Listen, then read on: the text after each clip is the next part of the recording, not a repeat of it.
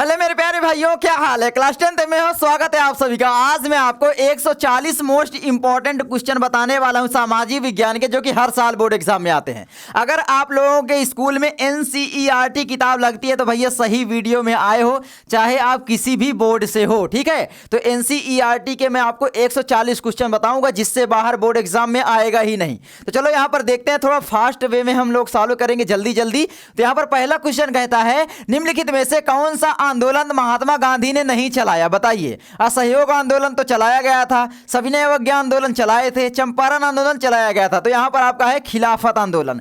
खिलाफत आंदोलन जो चलाया गया था मुस्लिम समुदाय के द्वारा, मोहम्मद अली जिन्ना के द्वारा चलाया गया था, आप कह सकते हो, है ना। तो जिन्ना आपका सही है, ठीक है।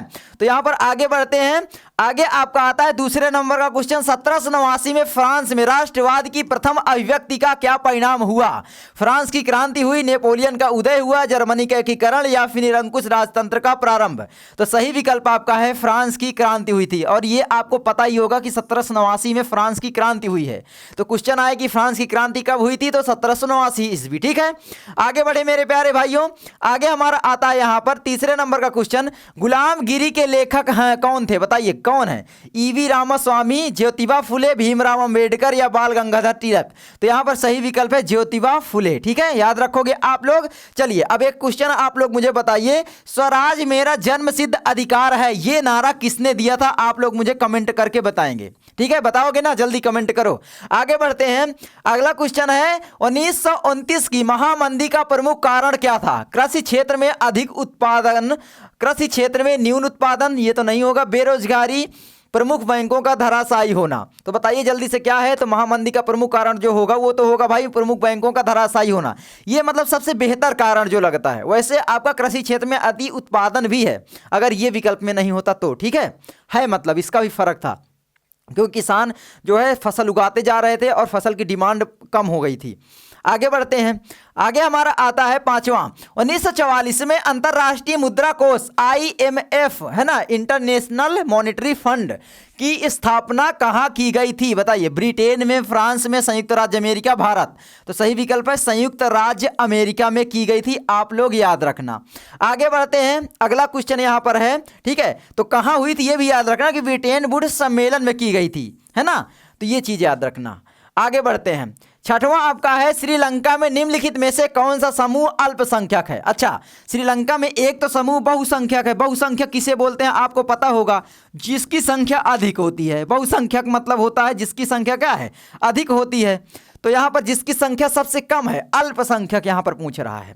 तो देखो आपको पता होगा सिंहली सबसे ज्यादा है, यानी 74%। तो ये तो नहीं होगा। उसके बाद आपके जो मिलते हैं वो कौन से मिलते हैं, ईसाई मिलते हैं, है ना। उसके बाद मुस्लिम, उसके बाद तमिल। तो यहां पर आपका हो जाएगा तमिल। तमिल जो है ये अल्पसंख्यक है, उससे ज़्यादा अल्पसंख्यक फिर क्या है, कोई नहीं है। मुस्लिम थोड़ा ज़्यादा है इनसे, और मुस्लिमों से ज़्यादा ईसाई है, ईसाई ज़्यादा, सबसे ज़्यादा सिंहली है, ठीक है। तो आगे बढ़ते हैं। आगे क्या आता है यहाँ पर भैया, 7वें नंबर का क्वेश्चन, भारत में संघीय व्यवस्था है क्योंकि यहाँ शक्तियों का विकेंद्रीकरण है। विकेंद्रीकरण का मतलब आप लोग समझ रहे हो ना, विकेंद्रीकरण का मतलब है शक्तियों का क्या है, बंटवारा है। बंटवारा किसके किसके बीच होता है आपको पता होगा, एक तो राज्य सरकार के बीच होगा और एक आपका केंद्र सरकार के बीच होगा, है ना। और एक किसके बीच होगा, एक आप कह सकते हो जो ग्राम पंचायतें होती हैं, यानी जो स्थानीय शासन होता है। तो यहाँ पर आप लिख सकते हो स्थानीय शासन, ठीक है। तो इनके बीच में शक्तियों का बंटवारा होगा, बताइए स्थानीय जो शासन होता है। तो यहाँ पर किन में है बताइए। तो यहाँ पर आपका सही विकल्प पहला ही हो जाएगा भाई, शक्तियों का क्या है, विकेंद्रीकरण है।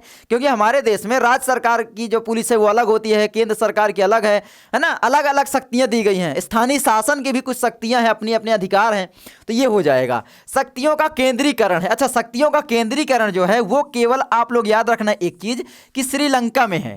क्यों, तो यहाँ पर आप लोग, अरे श्रीलंका में, ठीक है, क्या है श्रीलंका में, अरे श्रीलंका श्रीलंका में। अच्छा, श्रीलंका में क्यों है, क्योंकि श्रीलंका में एकात्मक शासन प्रणाली है। वहाँ पर केवल सभी शक्तियाँ केंद्र सरकार के पास होती हैं, ठीक है। किसके पास, केंद्र सरकार के पास होती है, यानी सेंटर के पास होती हैं। तो ये चीज़ याद रखना, केंद्र के पास होती हैं।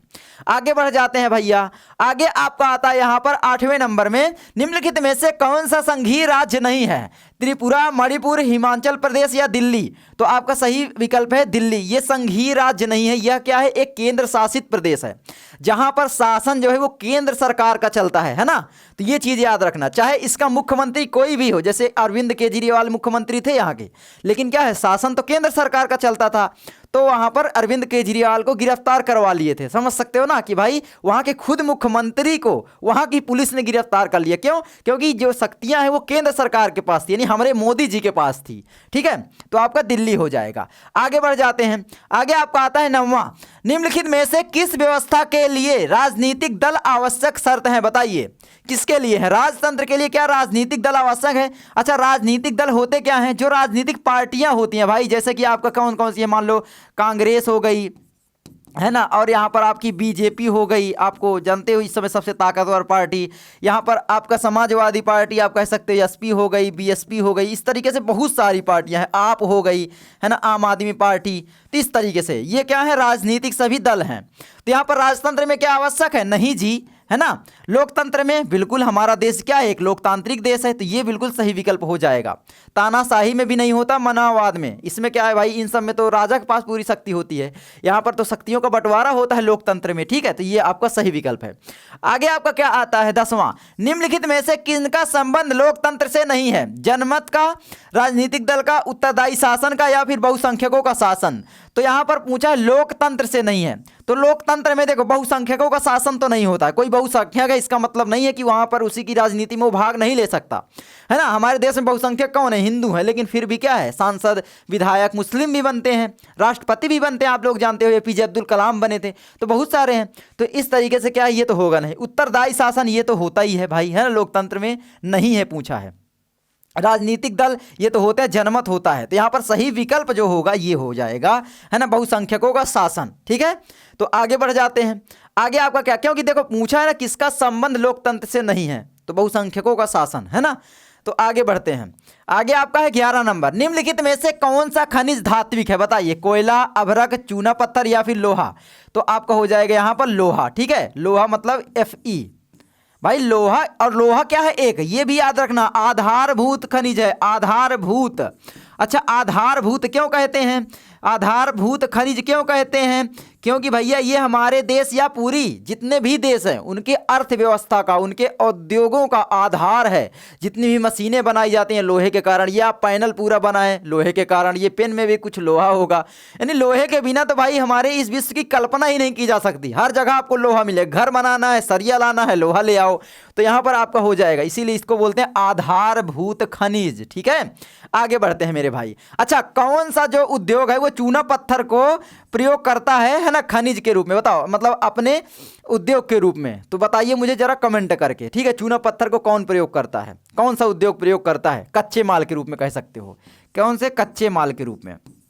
कच्चे माल के रूप में मुझे आप लोग कमेंट करके बताएंगे। ठीक है, आगे बढ़ते हैं मेरे प्यारे भाइयों। आगे आता है 12 नंबर, कपास की खेती के लिए निम्नलिखित में से कौन सी मिट्टी उपयुक्त है? काली मिट्टी, लाल मिट्टी, जलोढ़ मिट्टी, लैटेराइट मिट्टी? तो यहाँ पर सही विकल्प है आपका काली मिट्टी। ठीक है, अच्छा, गन्ने की खेती के लिए भी काली मिट्टी उपयुक्त होती है, तो ये भी आप लोग याद रखना। जैसे कि आप जानोगे कि उत्तर प्रदेश में, यूपी में काली मिट्टी बहुत पाई जाती है, इसलिए यहाँ पर गन्ना भी बहुत होता है ना। पंजाब में भी पाई जाती है, वहां पर कपास भी होता है। अच्छा, सबसे जो उपजाऊ मिट्टी होती है वो कौन सी होती है? तो वो जलोढ़ होती है। ये क्या है, सबसे उपजाऊ मिट्टी है, ये भी आप याद रखना, है ना, उपजाऊ मिट्टी है। तो ये मैं आपको सारी चीजें बताते चल रहा हूं जो भी इंपॉर्टेंट है।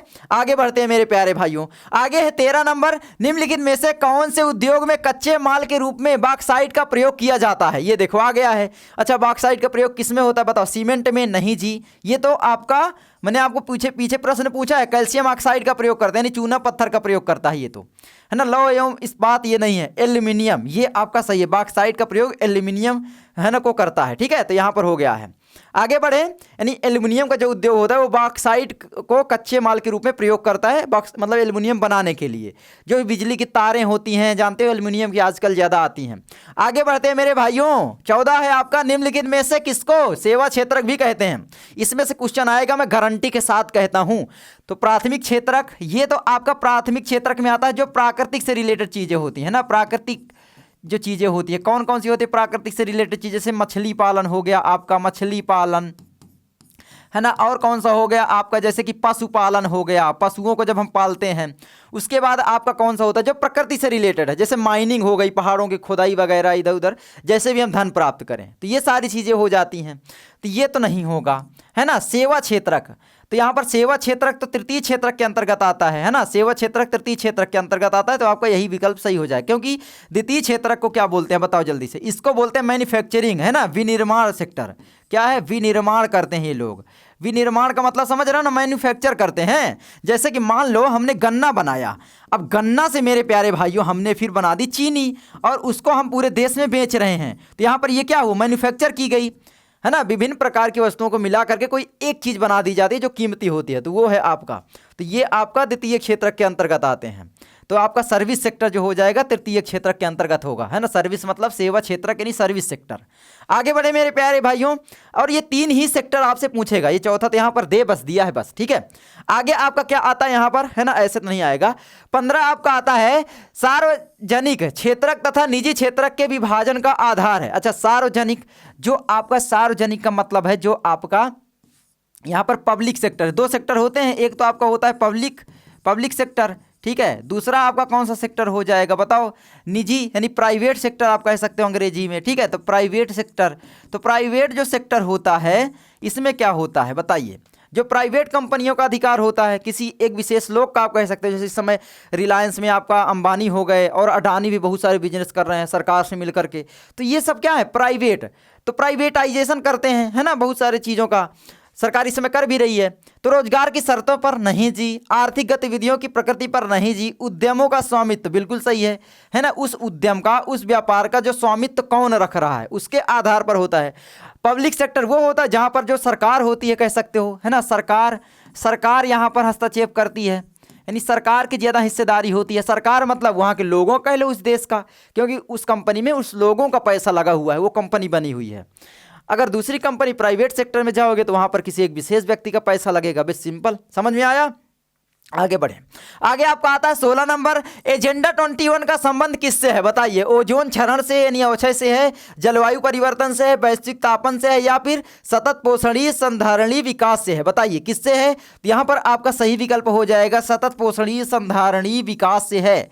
अच्छा, एजेंडा 21 क्या है कि भाई कोई भूखा ना मरे, इसके लिए ये बनाया गया था, ठीक है। तो यहाँ पर कुछ चीज़ें हैं, जैसे देखो, पर्यावरण एवं विकास पर संयुक्त राष्ट्र सम्मेलन ने वर्ष 1992 में, कब 1992 में एजेंडा 21 को अपनाया। यह जलवायु परिवर्तन अंतर्राष्ट्रीय नीति ढांचा प्रदान करता है ताकि सतत विकास को प्राप्त किया जा सके। हाँ, सतत विकास को प्राप्त किया जा सके। अब बोलोगे जलवायु परिवर्तन तो भैया विकल्प में दिया है, लेकिन ये नहीं होगा, ज़्यादा जो ये है ना विकल्प ज़्यादा मतलब अच्छा बैठता है यहाँ पर।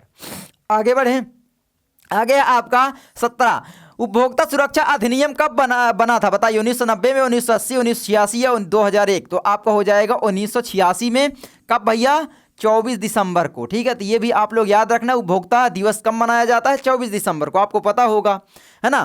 तो ये चीज़ हो जाती है। आगे बढ़ जाए मेरे प्यारे भाइयों, अगला क्वेश्चन क्या कहता है, अगला कहता है यहाँ पर 18, बांग्लादेश के ग्रामीण बैंक की शुरुआत कब हुई थी बताइए। 1960 में, 1983 या 1980, 1970 या 1990।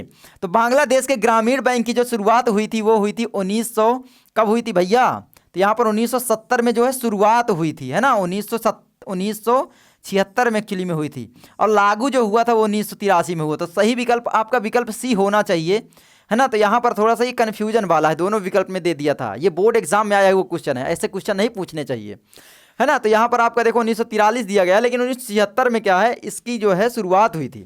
अब जो स्थापित हुई, स्थापना हो गई, फिर मतलब उसको मान्यता प्राप्त हो गई, तब 1983 में हुआ था। 1983 में क्या हुआ था, मान्यता प्राप्त हुई थी, है ना। तो यहाँ पर सही तो ये होना चाहिए। अब आप लोग मुझे कमेंट करना क्या मैं सही बोल रहा हूँ या नहीं। अगर सही बोल रहा हूँ तो भैया सही सही सही का चिन्ह करके कमेंट करो। आगे बढ़ते हैं। 19 है आपका, निम्नलिखित में से कौन सा जैव संसाधन है बताइए। लोहा है, तांबा है, भाई ये तो नहीं है ना। मत्स्य पालन, देखो कितना सारा लॉलीपॉप क्वेश्चन आ गया है ना। चट्टाने, जैव मतलब जिसमें भाई जीव है ना, जीव से संबंधित जैव संसाधन, जैसे पशुपालन हो गया, ये भी हो सकता है। आगे आगे आपका आता है 20वां, निम्नलिखित में से किस देश का मानव विकास सूचकांक सर्वोच्च है? बताइए। बांग्लादेश का, श्रीलंका का, पाकिस्तान का, नेपाल का। और यहाँ पर आपसे विकल्प में भारत भी दिया जा सकता है। तो आपको भावनाओं में नहीं बहना है कि भाई भारत में टिक करके आ गए। हम लोगों से इस समय बेहतर कंडीशन में है ना, जो वहाँ की है वो श्रीलंका है। आप समझ सकते हो ना, श्रीलंका की जो पर कैपिटा इनकम है यानी प्रति व्यक्ति आय है वो हम लोगों से ज़्यादा है, प्रति व्यक्ति आय। अच्छा, ये क्यों ज़्यादा है? वहाँ रोजगार होगा और वहाँ की जो शिक्षा व्यवस्था है वो अच्छी है ना, वहाँ की हॉस्पिटल तगड़े हैं। तो ये सारी चीज़ें मतलब हम लोगों से कंपैरिजन करें तो सोचो श्रीलंका हमसे आ गया भाई, और ये तो भाई आगे है ही नहीं है, सिंपल सी बात है हमसे, लेकिन श्रीलंका भाई हमसे आ गया, सोचो। तो ये हाल में हम लोग हैं और हम फर्जी विश्वगुरु बन रहे हैं भाई, वाह, मतलब क्या बताऊँ क्या कंडीशन हो गई है। उसके बाद आपका आता है 21 नंबर, जर्मनी के एकीकरण में प्रमुख भूमिका किसकी थी? बताइए। हिटलर की थी, बिस्मार्क की, मुसोलिन की या गैरीबाल्डी की? तो बताइए यहाँ पर क्या हो जाएगा? तो यहाँ पर सही विकल्प हो जाएगा बिस्मार्क की थी। ठीक है, तो ये आप लोग याद रखना, जर्मनी के एकीकरण में बिस्मार्क, ऑटोवन बिस्मार्क इसको बोला जाता है ना, क्या बोला जाता है? Otto von Bismarck. तो ये चीज़ याद रखना। ठीक है, तो यहाँ पर कुछ चीज़ें हैं जो कि आपको याद कर लेना चाहिए। इससे पहले जर्मनी का प्रथम चांसलर कौन था ये आपको मुझे बताना है। ठीक है, तो देखता हूँ कितने बच्चे बताएंगे। उसके बाद है इटली के एकीकरण में प्रमुख भूमिका किसकी थी, ये भी पूछा जा सकता है। या फिर यंग इटली सोसाइटी का संस्थापक कौन था, ये भी पूछा जा सकता है। तो ये मुझे आप लोग कमेंट करके बताएंगे। ठीक है, मैं क्वेश्चन ताकि पूछ रहा हूँ जिससे आप बताओगे तो याद होगा आप लोगों को। तो कमेंट करो जल्दी, बिना कमेंट करे मत जाना आगे। आगे बढ़े, आगे आपका आता है यहाँ पर 22, चौरी चौरा की घटना का क्या परिणाम हो? बताइए। चौरी चौरा की घटना का रॉलेट एक्ट पास हुआ, रॉलेट एक्ट के कारण ही तो ये घटना हुई थी, है ना। तो खिलाफत आंदोलन चलाया गया, तो ये भी नहीं हुआ, है ना। ये तो खिलाफत आंदोलन तो अंग्रेजों के विरुद्ध चलाया गया था, आपको पता है। साइमन कमीशन भारत आया नहीं, असहयोग आंदोलन वापस ले लिया गया, ये बिल्कुल सही है। क्योंकि चौरी चौरा जो घटना हुई वो क्या है मैं बता दूं थोड़ा। चौरी चौरा जो घटना है ये क्या हुआ कि जो देखो खिलाफत आंदोलन ये सब आंदोलन चल रहे थे, असहयोग आंदोलन मुख्य रूप से अपनी प्रगति पर था। तो असहयोग आंदोलन जब चल रहा था, महात्मा गांधी ने चलाया, तो भीड़ थी। अब भीड़ और भाई पुलिस से तो टकराव होगा, तो भीड़ ने क्या किया कि पुलिस वालों को जिंदा जला दिया थाने में। कुछ चीज़ें हुई होंगी अपनी, ठीक है, तो ये चीज़ें हैं। तो चौरे चौरे घटना हुई जिसके कारण क्या हुआ कि इस आंदोलन को वापस ले लिया गया। तो यहाँ पर आप लोग ये याद रखना कि असहयोग आंदोलन महात्मा गांधी का प्रथम जन आंदोलन था। इस आंदोलन में व्यापक जन समर्थन मिला। 13 अप्रैल 1919 में अमृतसर के जलियांवाला बाग हत्याकांड हुआ, ये भी याद रखना, है ना। जलियांवाला बाग हत्याकांड कितना फेमस है, किसके विरोध में हुआ था? तो रॉलेट एक्ट के विरोध में। आपको पता है रॉलेट एक्ट पास हुआ जिसमें बिना दलील बिना वकील के किसी को भी जेल में डाला जा सकता है, अंग्रेजों ने पारित किया था। सोचो ये काला कानून था। आगे बढ़े मेरे भाइयों, 23 है आपका, वर्नाक्यूलर प्रेस एक्ट कब लागू किया गया? 1875, 1878, 1880 या 1885? बताइए यहाँ पर। तो सही विकल्प है आपका 1878 ईस्वी में। ठीक है, तो ये चीज़ आप लोगों को याद रखना है। तो अब यहाँ पर कुछ चीज़ें हैं जो कि आप लोग पढ़ सकते हो। ठीक है, ये मैंने लिख दिया है तो आप लोग पढ़ लेना। आगे बढ़ जाएं। आगे आपका आता है यहाँ पर 24, ब्रिटेन में कार्न कानून समाप्त करने का मुख्य कारण क्या था? कृषि उत्पादों में अधिकता, जनसंख्या में वृद्धि, कार्न आयात पर नियंत्रण या फिर उद्योगपतियों एवं शहरी लोगों का विरोध? अब यहाँ पर सही हो जाएगा उद्योगपतियों एवं शहरी लोगों का विरोध। क्यों? क्योंकि जो कार्न कानून जो हुआ उसको लागू क्यों किया गया? क्योंकि भाई जो विदेशों से मक्का आ रहा था वो देश में ज़्यादा हो जा रहा था, है ना। अब हुआ ब्रिटेन में, अब हुआ क्या, वहाँ की सरकार टेंशन में, क्योंकि वहाँ के किसान तो बर्बाद हो जाते, तो वहाँ पर फिर कानून लगा दिया गया। अब भाई वहाँ पर विदेशों से जो मक्का है वो नहीं आ रहा है, अब उसकी कीमत बढ़ना शुरू हो गई। अब कीमत बढ़ना शुरू हो गई तो जो उद्योगपति एवं शहरी लोग थे उनका नुकसान होने लगा, क्योंकि भाई गाँव के किसानों का तो फायदा था लेकिन उद्योगपति और शहरी लोगों को महंगा मिलने लगा, जिसके कारण फिर इसको क्या है विरोध किया गया और कार्न कानून को वापस करना पड़ा ब्रिटेन सरकार को। आपको पता चल गया? तो यहाँ पर आप लोग कुछ पढ़ सकते हो, ये मैंने लिख दिया है। इन कानूनों को 1815 में लागू किया गया था। ब्रिटेन में कार्न लॉ कानून करने का मुख्य कारण था कि घरेलू अनाज की कीमतें ऊँची बनी रहें और ब्रिटिश किसानों को फ़ायदा हो। ये तो मैंने बताया ही आपको, है ना। इन कानूनों के जरिए सरकार ने आयातित अनाज पर शुल्क लगाकर स्थानीय उत्पादन को विदेशी प्रतिस्पर्धा से बचाने की कोशिश की थी। ये अभी जो आपका आप कह सकते हो जो टैक्स लगाया जाता है बाहर से जब कोई चीज़ें आती हैं, है ना, टैरिफ जिसको बोलते हो, अभी के मतलब दुनिया में ज़्यादा प्रचलित है। ठीक है, तो ये चीज़ है। आगे बढ़े मेरे प्यारे भाइयों, 25 से आपका आर्थिक महामंदी का प्रारंभ कब से हुआ बताइए? 1928 से, 1929, 1930 या 1932? तो सिंपल है, आपने पढ़ा ही है, 1929 से। ठीक है, आगे बढ़ते हैं। आगे आपका आता है 26, निम्नलिखित में से किस देश के साथ बेल्जियम अपनी सीमा साझा करता है? इटली, स्विट्जरलैंड, लग्जमबर्ग या स्पेन? तो लग्जमबर्ग हो जाएगा। और लग्जमबर्ग भाई क्या देश है भाई, बहुत अमीर देश है यार लग्जमबर्ग। वहाँ पर जितने अमीर हैं वही रहते हैं, सब बहुत अमीर देश है भाई। ये हम लोगों में बहुत आगे है लग्जमबर्ग, छोटा सा देश है फिर भी सोचो भाई साहब। आगे बढ़ें, आगे आपका आता है 27, निम्नलिखित में से कौन सा संघ सूची का विषय है बताइए? व्यापार, शिक्षा, कृषि या विदेश कार्य? तो देखो संघ सूची का विषय पूछा है तो व्यापार ये तो राज्य सरकार अपने अनुसार तय कर सकती है, मतलब कानून बनाती है। शिक्षा राज्य सरकार के अंतर्गत ही आता है, क्योंकि हर एक बोर्ड अलग होते हैं, आपको पता है यूपी बोर्ड, बिहार बोर्ड क्यों होते हैं। अगर केंद्र सरकार का होता, केंद्र सरकार का एक है ना, क्या है? CBSE। ठीक है, लेकिन यहाँ पर ज़्यादातर आप पाओगे कि शिक्षा पर जो है राज्य सरकार कानून बनाती है। कृषि राज्य सरकार के अंतर्गत आता है। विदेश कार्य, है ना, तो ये आपका जो होता है ये केंद्र सरकार के अंतर्गत आता है। इस समय हमारे विदेश मंत्री कौन है, अगर आपको पता हो तो बताइए। इस समय हमारे जो है विदेश मंत्री कौन है, मुझे कमेंट करके बताइए। विदेश मंत्री किसे बोलते हैं? जो विदेशों के बीच में जो है जा करके वहाँ पर, है ना, अपने देश की बात रखते हैं, अपने देश के हित के बारे में सोचते हैं, ये सारी चीज़ें। आगे बढ़ते हैं, आगे हमारा आता है 28, संविधान के माध्यम से महिलाओं का प्रतिनिधित्व सुनिश्चित किया गया स्थानीय निकायों में, है ना, लोकसभा में, राज्यसभा में या राज्य विधानसभा में? बताइए। तो यहाँ पर आपका सही विकल्प हो जाएगा स्थानीय निकायों में। अच्छा, स्थानीय निकायों में जैसे आप अगर गांव से होंगे तो आपको पता होगा, है ना, कि भाई ग्राम प्रधान गांव में होता है। क्या होता है? ग्राम प्रधान। अच्छा, ग्राम प्रधान जो होता है इसका चुनाव जब आता है, आप लोगों ने कभी नोटिस किया है कि अब की बार महिला सीट आई है तो फिर क्या करेगा? महिलाओं को उसका आदमी उतार देगा, महिला की छोटी फोटो लगा देगा, अपनी बड्डी बड्डी फोटो लगा देगा। तो सोचो, तो महिलाओं, है ना, ये हो गया। लेकिन भाई राज तो उसका आदमी ही करता है, ये तो सही बात है। तो स्थानीय निकायों में। ठीक है, आगे बढ़ते हैं। तो यहाँ पर ये चीज़ें आप लोग देख लीजिए, कितने % आरक्षण दिया गया है? तो 33%। ठीक है, तो ये भी ध्यान रखना महिलाओं को। आगे बढ़ें, 29 है आपका उत्तर प्रदेश में प्रमुख विपक्षी दल कौन सा है? बताइए कौन सा है? बहुजन समाज पार्टी, समाजवादी पार्टी या कांग्रेस पार्टी या बीजेपी? उत्तर प्रदेश में प्रमुख विपक्षी दल इस समय कौन सा है? इस समय बात हो रही है तो वो है समाजवादी पार्टी। क्यों? जो आपका पक्ष में है वो तो बीजेपी है। पक्ष का मतलब होता है जिसकी सरकार होती है। क्या होता है? सरकार। तो सरकार का जो विरोध करता है वो विपक्षी होता है। तो इस समय मतलब बीजेपी से थोड़ा कम सीटें मिलती हैं समाजवादी पार्टी को, तो ये है। ठीक है, तो ये याद रखना। आगे बढ़ते हैं, आगे आता है यहाँ पर 30वां, लोकतांत्रिक व्यवस्था अन्य व्यवस्थाओं से अच्छी है क्योंकि यहाँ क्या है भाई? सभी नागरिकों में समानता को बढ़ावा देती है। तो ये तो सही बात है। व्यक्ति की गरिमा को बढ़ावा देती है, सही बात है। विकल्प नंबर ए और बी दोनों, हाँ, तो ये आपका हो जाएगा, है ना, यही आपका हो जाएगा, बिल्कुल सिंपल है। आगे बढ़े मेरे प्यारे भाइयों, आगे हमारा आता है यहाँ पर 31, निम्नलिखित में से कौन सा खनिज अधात्विक है? बताइए। बॉक्साइट, जस्ता, अभ्रक, मैग्नीज? तो यहाँ पर आपका क्या बोला है?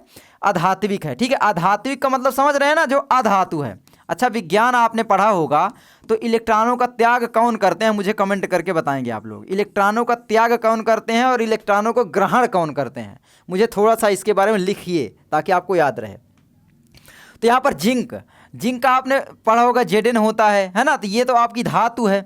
उसके बाद अभ्रक, मैग्नीज आपने या मेन पढ़ा होगा, ये भी क्या है? एक धातु है। तो ये विकल्प नहीं होंगे, इन दोनों में से कोई बताओ, अभ्रक और बॉक्साइट। तो यहाँ पर आपका सही विकल्प हो जाएगा अभ्रक, है ना, क्योंकि बॉक्साइट जो है एल्युमिनियम बनाने के प्रयोग में आता है, आपको पता है। अब भाई धातु ही है बॉक्साइट, इसका मतलब समझ ही गए। तो ये हो गया। आगे बढ़े, आगे हमारा आता है यहाँ पर 32 है, सूचना का अधिकार अधिनियम कब लागू किया गया? बताइए कब लागू किया गया? जो 2010, 2001, 2005 या 1990? तो 2005 में। ठीक है, तो ये आपको याद रखना है। आगे बढ़े मेरे भाइयों, तो ये आपको याद रखना है 2005 में इसको लागू किया गया। इसका मतलब होता है सूचना का अधिकार अधिनियम, यानी RTI। RTI का मतलब क्या है? Right to information. मेरे प्यारे भाइयों, अंग्रेजी में भी याद कर सकते हो, क्या होता है? Right to information. ठीक है, तो इन्फॉर्मेशन, तो ये चीज़ आप लोग याद रखना। अच्छा, ये होता क्या है, इससे हम अपनी सरकार से कुछ भी जानकारी ले सकते हैं। जैसे मान लो तुम्हारे गांव में एक तालाब की खुदाई हो रही है, वहाँ पर कितना पैसा लगा, क्या क्या चीज़ें इस्तेमाल की गई, ये सारी जानकारी हम सरकार से ले सकते हैं। ग्राम प्रधान के खिलाफ लगा देते हैं तो भाई ग्राम प्रधान की फट जाती है, हाँ फट जाती है। लेकिन मैक्सिमम लोग फिर समझ लो भाई बहुत बड़ी बड़ी धमकी आती है। मैंने खुद लगाया है, मेरे गाँव में रोडें वगैरह नहीं बन रही हैं, मैं भी लगाऊंगा, फिर लगाऊंगा, डरता थोड़ी ना है, ठीक है। तो ये चीज़ है, तो ये चीज़ आप ध्यान रखो, ग्राम प्रधान की भी फट जाती है, अच्छे अच्छे की फट जाती है जो करप्शन करते हैं। लेकिन हाँ, जिंदा वो बात अलग है कि आरटीआई लगाने वाले बचते नहीं जल्दी, क्योंकि भाई सरकार की जो कमियां हैं उसको उजागर करना इतना आसान बात इस समय नहीं है, इतने सारे करप्शन हो रहे हैं। आगे बढ़े मेरे प्यारे भाइयों, आगे हमारा आता है यहाँ पर 33 नंबर, निम्नलिखित में से कौन सा परंपरागत संसाधन है, बताइए परंपरागत संसाधन कौन सा है। परंपरागत संसाधन का मतलब मेरे प्यारे भाइयों याद रखना, जिनका हम परंपरा के अनुसार इस्तेमाल करते हैं भाई, या परंपरा के अनुसार। ये मैं आपको सरलता के लिए बता रहा हूँ। जैसे अभी हम क्या इस्तेमाल करते हैं, ज़्यादातर आप देखोगे हम कोयला का इस्तेमाल करते हैं, है ना। उसके बाद क्या, जीवाश्म ईंधन का प्रयोग करते हैं, जीवाश्म ईंधन। अच्छा, जीवाश्म ईंधन आपने पढ़ा है कि नहीं पढ़ा, ये भी नहीं जानते होंगे। तो जीवाश्म ईंधन जो है इसके अंतर्गत क्या आते हैं आपके, जीवाश्म ईंधन के अंतर्गत, इसके अंतर्गत आपके क्या आ जाते हैं, जो भी आपका मान लो पेट्रोल हो गया, डीजल हो गया, ये सारी चीज़, मिट्टी का तेल हो गया, ये सब आते हैं, ठीक है, पेट्रोलियम जो भी। तो यहाँ पर पूछा है कि परंपरागत संसाधन है। अच्छा, सौर ऊर्जा, ये तो भाई परंपरागत संसाधन नहीं है, गैर परंपरागत है ना। ये मतलब भविष्य के ईंधन, गैर परंपरागत जो संसाधन होते हैं मतलब भविष्य में हम उनका प्रयोग करेंगे। जैसे सौर ऊर्जा का प्रयोग अब हम करने लगे हैं, है ना, तो ये नहीं होगा। ज्वरीय ऊर्जा का ये भी नहीं होगा। पवन ऊर्जा, तो यहाँ पर कोयला आपका सही विकल्प है, क्योंकि पूछा कौन सा परंपरागत संसाधन है, ये सभी और तीनों गैर परंपरागत संसाधन है, मैंने आपको समझा भी दिया, ठीक है। आगे बढ़ते हैं मेरे प्यारे भाइयों, आगे हमारा आता है 34 नंबर, निम्नलिखित में से किसको कृषि एवं सहायक क्षेत्रक भी कहा जाता है। कितना सरल दे दिया है, कृषि क्षेत्रक। कृषि जो है वो प्राथमिक क्षेत्रक के अंतर्गत आती है, यानी प्राकृतिक क्षेत्रक, जो प्राकृतिक से रिलेटेड चीजें हैं। भाई कृषि करते हैं धरती में ही तो करते हैं, है ना। मछली पालन करते हैं तालाब में करें, पानी में करें, भाई अब हम नेचुरल चीज़ों में ही तो करते हैं। तो बिल्कुल सिंपल हो गया कि भाई यहाँ पर प्राथमिक क्षेत्रक पहला ही विकल्प सही है। अच्छा, द्वितीय क्षेत्रक के अंतर्गत क्या आते हैं, अब आप लोग मुझे कमेंट करिए जल्दी।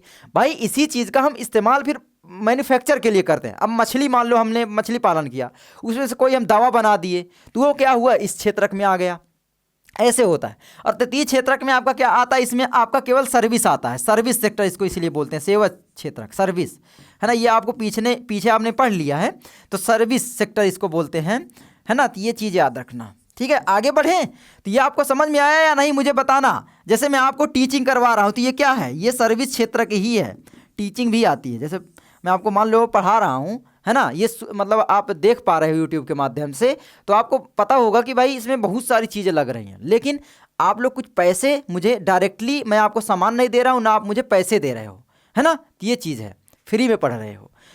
आगे बढ़ते हैं, मतलब मैं डायरेक्टली आपको कुछ भी मतलब सामान वगैरह नहीं दे रहा हूँ कि पेन बेच रहा हूँ, किताब बेच रहा हूँ, कॉपी बेच रहा हूँ जिससे मैं पैसे ले रहा हूँ, नहीं ना, फिर वो द्वितीय क्षेत्रक में आ जाए, क्योंकि वो तो फिर आपका मैन्युफैक्चरिंग हो गया, है ना। ये दिमाग थोड़ा लगाओ। आगे बढ़ते हैं, 35 नंबर है, निम्नलिखित में से कौन सा व्यक्ति असंगठित क्षेत्र के अंतर्गत आता है, बताइए कौन सा व्यक्ति आता है। दैनिक कृषि मजदूर, बैंक मैनेजर, सैनिक या फिर राजपत्रित अधिकारी। तो यहाँ पर बोला है असंगठित क्षेत्र के अंतर्गत आता है, जो संगठित नहीं है, तो यहाँ पर आपका हो जाएगा दैनिक कृषि मजदूर। अच्छा, इन बेचारों की ज़िंदगी बहुत बेकार होती है, कह लो बहुत बहुत बुरी होती है, मतलब क्या, मतलब वो बुरे नहीं होते भाई, मतलब जो ज़िंदगी होती है ना, क्या ही बताऊँ भाई, इनको ठुकराया जाता है। तो 100 रुपये में काम कर, 200 रुपये में काम कर, कोई इनकी फिक्स मजदूरी नहीं है, और न सरकार के पास डेटा है कि हमारे यहाँ कितने मजदूर हैं, क्या करते हैं, कैसे हैं, तो ये आपको पता होगा। तो ये चीज़ आपका। आगे बढ़ते हैं मेरे भाइयों, आगे आपका आता है 36 नंबर, मोनाजाइट रेत में निम्नलिखित में से कौन सा खनिज पाया जाता है, बताइए। मोनाजाइट रेत में, ये मोनाजाइट में क्या है, यूरेनियम, या भी एक रेडियोधर्मी है। कोयला, नहीं जी, नहीं जी, है ना। थोरियम, तो थोरियम पाया जाता है। थोरियम भी क्या है, एक रेडियोधर्मी धातु ही है, पदार्थ ही है ना, जो कि आप कह लो विद्युत बनाने में, परमाणु ऊर्जा बनाने में प्रयोग किया जाता है, परमाणु बम वगैरह में, और यूरेनियम का भी किया जाता है, ठीक है। लेकिन थोरियम यहाँ पर पूछा है मोनाजाइट रेत में, ये कहाँ पाया जाता है, तो ये केरल के, है ना, कुछ जो भी मैदान है वहाँ पर पाया जाता है ना। आगे बढ़ते हैं, जो तटीय क्षेत्र होते हैं, समुद्री क्षेत्र कह लो, उसमें आगे आपका आता है यहाँ पर 37 नंबर है, निम्नलिखित में से किस पड़ोसी देश की स्थिति 2019 के मानव विकास की दृष्टि से भारत से बेहतर है, बताइए। बांग्लादेश, पाकिस्तान, श्रीलंका, नेपाल। अब मैं आप लोगों से क्वेश्चन कर रहा हूँ क्योंकि पीछे मैंने आपको बताया है, इसका मैं ढक लेता हूँ, ठीक है। मैंने बताया है, कमेंट करना आप लोग। आगे बढ़े, देख तो नहीं लिए रे पागलों, आगे बढ़े, चलो आगे बढ़ जाते हैं, बढ़ गए ना आगे। हाँ बताओ, अब भारत में आर्थिक उदारीकरण की शुरुआत कब हुई? उदारीकरण मतलब समझ रहे हो ना, आर्थिक उदारीकरण का मतलब समझ रहे हो ना। इकोनॉमिक क्या है? उदारीकरण यानी ग्लोबलाइजेशन। क्या है? ग्लोबलाइजेशन। बताओ कब हुआ था? बताओ बताओ जल्दी बताओ। वर्ष 1960 में, 1989, 1991 या 1995? तो सही विकल्प आपका हो जाएगा 1991 में, ठीक है। ये चीज़ याद रखना। आगे बढ़ें, आगे हमारा आता है यहाँ पर, एक वस्तु का अधिकांश प्राकृतिक प्रक्रिया से उत्पादन में सम्मिलित है। ये आपको समझ में आ ही चुका होगा भाई, प्राथमिक क्षेत्रक। बार बार रट जाएगा, इतनी बार रटाएंगे। और ये मैं आपको बता दूं एक्चुअली में क्या है कि ये रिपीट क्यों हो रहे हैं, क्योंकि 2024 में जितने भी आपके सेट थे ना, सेट थे यानी 7 set question paper UP board या कोई भी बनाता है, तो उसके मैं सभी प्रश्नों को ले आया हूँ, इसलिए कुछ क्वेश्चन रिपीट हो रहे हैं। बाकी आप लोग रिपीट हो रहे हैं, अच्छी बात है, आपका याद हो जाएगा। तो आगे बढ़ते हैं यहाँ पर 40, निम्नलिखित में से कौन सी एक फलीदार फसल है, बताइए। मोटे अनाज, ज्वार, दालें या फिर चावल? फलीदार फसल बोल रही है, फलीदार। फलीदार का मतलब समझ रहे हो ना। यहाँ पर ये चीज़ याद है जिसमें पहले क्या फूल आता है, उसके बाद फल, तो फलीदार, ठीक है। तो कौन सी हो जाएगी यहाँ पर? फलीदार फसल, फलीदार यानी दालें, ठीक है, ये चीज़ याद रखना। अच्छा, फलीदार फसलों को आप कह सकते हो रबी की फसलें, है ना। रबी की फसलें क्या होती हैं? जो हम लोग ठंडियों में बोते हैं और गर्मियों में काटते हैं। जैसे आपका गेहूं अभी बोया हुआ है, गेहूं के समय में क्या क्या बोया है? सरसों, चना, है ना, अरहर भी है, तो ये सारी चीज़ें। आगे बढ़े मेरे भाइयों, आगे। अच्छा, खरीफ फसलें कौन कौन सी हैं मुझे कमेंट करना, खरीफ फसलें, ठीक है, कमेंट करोगे। चलो मैं देखता हूँ कितने लोग कमेंट करेंगे, इसमें हैं, इसमें मिल भी जाएंगे, मुझे कमेंट करिए कौन कौन से हैं इसमें से। आगे बढ़े, आगे हमारा आता है यहाँ पर भाइयों 41, निम्नलिखित में से किसने एक गुप्त संगठन यंग इटली बनाया? यंग इटली सोसाइटी का संस्थापक कौन था, यही पूछा जा रहा है। तो बताइए कौन है? विक्टर इमैनुअल द्वितीय? नहीं जी। ज्यूसेppe मैत्सनी? बिल्कुल सही है। Otto von Bismarck? ये तो भाई महत्वपूर्ण भूमिका निभाए थे, आपको पता है ना, इटली के एकीकरण में। तो ये आपका हो गया। आगे बढ़े मेरे भाइयों, आगे हमारा आता है यहाँ पर कुछ चीज़ें, क्वेश्चन आप लोग। यह इटली के युवाओं के लिए एक राष्ट्रवादी आंदोलन था, कौन सा? यंग इटली, याद रखना कौन सा था? यंग इटली, ठीक है। उसके बाद है, इसका मकसद एकीकृत और गणनात्मक इटली बनाना था, ठीक है। तो ये चीज़ याद रखना, यानी इटली के जो एकीकरण में मुख्य भूमिका भी मैत्सनी निभाई थी। आगे बढ़े मेरे को, आजकल पता नहीं क्यों जीभ मेरी जो है वो थोड़ा लटपटा रही है, पता नहीं क्यों। मैं ये चीज़ मुझे बताना, या मुझे कुछ बीमारी या कुछ भी हो सकती है, तो आप लोग अगर जानते हो तो भी बताएं कि मैं इलाज, मतलब थोड़ा सा मेरी जीभ क्या है कि ये लपट जा रही है, पता नहीं क्यों है। मैं ये बोलने जल्दी जल्दी कोशिश करता हूँ, ऐसे है या मैं नहीं जानता, लेकिन मुझे बताना यार, ठीक है। आगे बढ़ें, कार्नला से संबंधित देश है, बताओ। आ ही गया ना कार्नला, ब्रिटेन भाई, है ना, सिंपल, आप लोगों को पता होगा। और ये कार्नला वाली चीज़ें मैंने आपको बता ही दिया था पहले ही, ठीक है, कोई दिक्कत ही नहीं, बाकी लिख सकते हो आप लोग। आगे बढ़े मेरे भाइयों, 43 से आपका नेपोलियन बोनापार्ट की पराजय कब हुई थी? भाई वाटरलू में हुई थी 1815 में, और क्या आपको पता है कब हुई थी? वाटरलू में हुई थी। कहाँ हुई थी? तो वाटरलू में। अच्छा, नेपोलियन मरा नहीं था, है ना, इसकी केवल पराजय हुई थी, इसको बंदी बना लिया गया था, आप कह सकते हो बस। तो ये चीज़ आप लोग ये भी याद कर सकते हो कि नेपोलियन बोनापार्ट की पराजय 1815 को बेल्जियम के वाटरलू में हुई थी। 1789 ईस्वी की फ्रांस की क्रांति का अग्रदूत माना जाता है नेपोलियन को, है ना। तो नेपोलियन कौन था? 1789 ईस्वी में जो क्रांति हुई उसका एक अग्रदूत माना जाता है। आगे बढ़े मेरे भाइयों, आगे हमारा आता है, महामंदी का सबसे बुरा असर पड़ा तकनीकी पर, कृषि क्षेत्र पर, परिवहन पर, या उपयुक्त में से कोई नहीं। तो महामंदी का सबसे बुरा असर जो पड़ा वो कहाँ पर पड़ा था? तो यहाँ पर आपका सही विकल्प हो जाएगा कृषि क्षेत्र पर, है ना। तो ये चीज़ आप लोग याद रखना। आगे बढ़ें, तो आगे बढ़ते हैं। अच्छा, महामंदी के परिणाम क्या क्या थे, ये भी पूछा जाता है बोर्ड एग्जाम में 2 नंबर का, तो वो भी मैं बता देता हूँ, मतलब वेरी इंपॉर्टेंट क्वेश्चन है, इसीलिए मैंने लिख दिया है। महामंदी के जो भी परिणाम है, पहला है आपका बेरोजगारी, गरीबी और भुखमरी। बेरोजगारी हो जाती है, लोगों के पास कोई रोजगार नहीं रह जाता है, गरीबी बहुत ज़्यादा आ जाती है। अब रोजगार नहीं रहेगा, लोग पैसे नहीं कमा पाएंगे तो भाई गरीबी तो आएगी। अब गरीबी आएगी तो लोगों के पास पैसे नहीं खाने के लिए, तो भुखमरी आएगी। तो सिंपल है। बैंकों का विफल होना ये भी एक कारण हो जाता है। उसके बाद क्या है, अंतर्राष्ट्रीय व्यापार में गिरावट, ये भी है ना परिणाम जो होते हैं। अच्छा, कारण भी पूछे तो यही है ना, ये भी आप लोग याद कर सकते हो। आगे बढ़ें तो ये चीज़ आप लोग पढ़ लो थोड़ा सा, है ना। आगे बढ़ते हैं। 45, गुलामगिरी किसकी रचना है, बताइए। ये तो मैंने आपको बता ही दिया है, थोड़ा सा बस ऑप्शन चेंज है तो ऐसे कर लेता हूँ ताकि आपको पता ना चले। बताना कौन सा ऑप्शन है, कमेंट करके देख नहीं लेना चुपके से, ठीक है। आगे बढ़ते हैं। आगे आपका आता है 46, निम्नलिखित में से कौन सा विषय संघ सूची से संबंधित है। प्रतिरक्षा, कृषि, शिक्षा, व्यापार। तो फिर आ गया ये देखो विकल्प चेंज करके प्रतिरक्षा। प्रतिरक्षा का मतलब होता है आपका जो नेवी वगैरह होती है ना, डिफेंस, ठीक है, डिफेंस ये चीज़ है। आगे बढ़ें। कृषि का अंग्रेजी में क्या कहते हैं बताओ, शिक्षा को क्या कहते हैं, व्यापार को क्या कहते हैं। आगे बढ़ते हैं। आगे हमारा आता है 47, भारतीय संविधान में भाषाओं को किस अनुसूची में रखा गया है। तीसरी अनुसूची, 5वीं, 8वीं या 12वीं, बताओ कहाँ रखा गया है। तो भारतीय संविधान में भाषाओं को 8वीं अनुसूची में रखा गया है ना, ये याद रखना। आगे बढ़ें। आगे हमारा आता है 48, भारतीय संविधान के बारे में निम्नलिखित में से कौन सा कथन गलत है, बताइए। पहला, यह धर्म के आधार पर भेदभाव की मनाही है करता है, यह एक धर्म को राजकीय धर्म बताता है। तो उसके बाद देखो ये तो आपका सही ही है, तो ये वाला ऑप्शन नहीं होगा क्योंकि बोला है कौन सा कथन गलत है, क्योंकि यह धर्म के आधार पर भेदभाव की मनाही करता है, यानी मना करता है। धर्म के आधार पर भेदभाव नहीं किया जा सकता, सभी धर्म क्या है, समान हैं। तो ये लोकतंत्र होता है जो, वो होता ही है लोकतंत्र, मतलब हमारा भारतीय संविधान, है ना। यह एक धर्म को राजकीय धर्म बताता है, नहीं जी, एक धर्म को क्यों बताएगा, सभी धर्म बराबर दर्जा मिलता है। अब बाकी आप लोग देख लो, सभी लोगों को किसी भी धर्म का पालन करने की आज़ादी देता है, ये तो सही है ना। तो ये विकल्प में नहीं होगा बल्कि ये वाला विकल्प में होगा, ये याद रखना।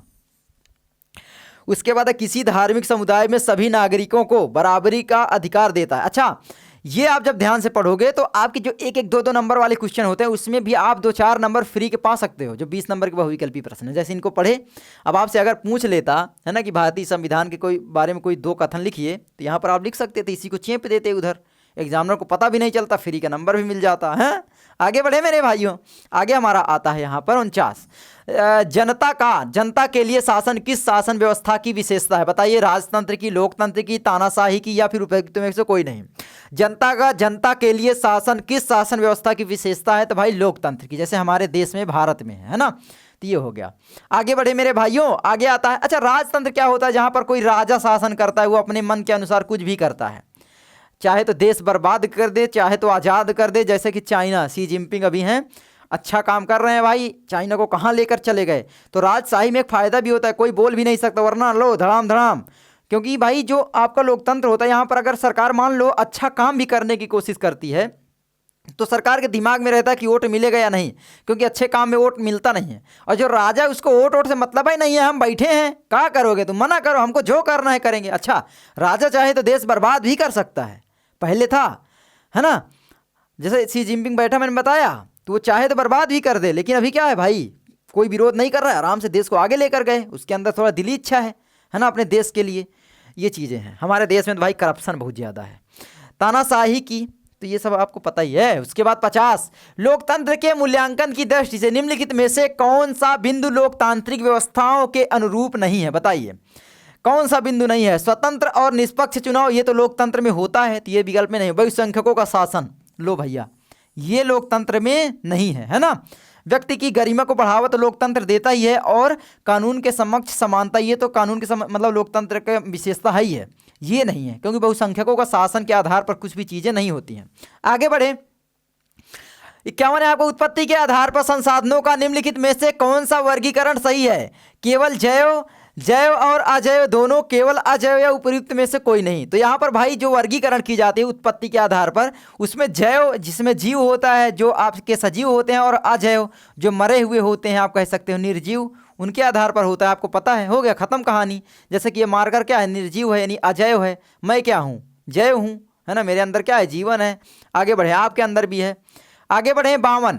प्रथम अंतर्राष्ट्रीय पृथ्वी सम्मेलन किस नगर में आयोजित किया गया था? न्यूयॉर्क में, रियो डी जेनेरो में, पेरिस में या नई दिल्ली में? बताइए यहाँ पर। तो यहाँ पर आपका आ जाएगा रियो डी जेनेरो में। ठीक है, याद रखोगे, पूछा जा सकता है। तो यहाँ पर जो भी चीज़ें हैं आप थोड़ा सा पढ़ लीजिए। इसे ब्राज़ील शहर के रियो डी जेनेरो में आयोजित किया गया था। कहाँ हुआ था भैया?